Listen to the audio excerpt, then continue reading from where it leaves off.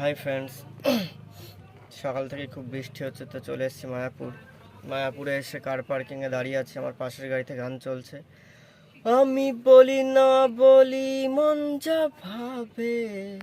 এই গানটা হচ্ছে, তো এই গানটা শুনে আমার একটু গান করার ইচ্ছে হলো। এত বৃষ্টি চারিদিকে, তো শোনো। হে হে হে হে হে হে হে ও হো হো হো হো হো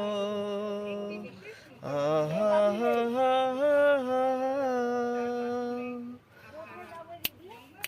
আমি চলে এসছি আজকে মায়াপুরে,